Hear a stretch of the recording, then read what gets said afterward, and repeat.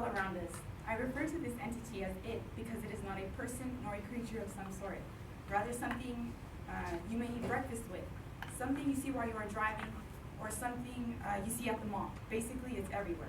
It also goes by the name of media. Media is the means of communicating in a way that influences and reaches people, especially teenagers, widely. My cousin, Monica, became influenced by the media. When I was a freshman, she was a sophomore, I found out that she had been dealing with bulimia for the past 3 years. She explained to me why she had been doing this to herself, why she became infatuated with the media. She began to explain why she urged to look like them. She was referring to the models in commercials, magazines, billboards, movies, etc.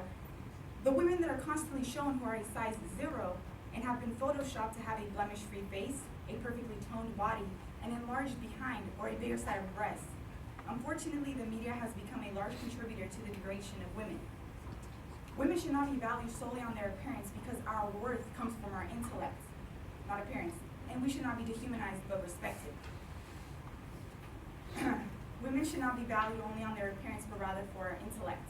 Our abilities of intellectual success have been overshadowed by how we look, the way we dress, how we part our hair, the amount of makeup we choose to carry on our face. All are contributors to the standards society has shaped towards women. Describing a different perspective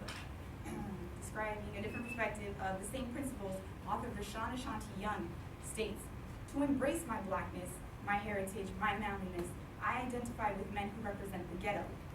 Here is an example of a black man who is judged on how he presents himself to the African American male community. Young struggles on finding a way to express himself because he wants to be accepted among his peers. Much like how women yearn to be valued on their intuition capabilities. Should Young comply to the linguistics that his community has brought upon him? No, never. Women are forced to either be the standard of physical appearance or be taken as mediocre. Young is being judged on how he speaks. Women are being judged on what we choose to hoist on our physique. The physical appearance of women should not be more relevant than our intelligence. Out of respect of us being the other gender, we must be respected and not be assessed on our physical appearance. The way you present yourself to society impacts the way society treats you. But why is it that if women dress nicely, have an impeccable beauty regimen, we become exposed to the world of sexual objectification? Women must understand that voicing our concerns is imperative in order to make a difference. Civil rights activist Audre Lorde conveys in an excerpt from the Cancer Journals, "But my daughter said, tell them about how you're never really a whole person if you remain silent, because there's always that one little piece inside of you that wants to be spoken out. And if you keep ignoring it, it gets madder and madder and hotter. And if you don't speak it out, one day it will just up and punch you in the mouth." How more accurate could this be? We all have thoughts, and it is crucial to make those that are most important verbal. If we want respect, which we do, we must work together and speak out. Let us emphasize that we are not just the body. Let us always have dignity and fortitude. Let us respect each other and never demean one another. A woman's worth should not be based upon her appearance. Everyone should work together to help diminish the standards women are forced to meet.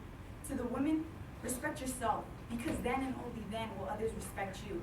And to the men, never degrade a woman, never belittle a woman, and never value a woman on her physical appearance. All right, so to end my speech, I have a quote.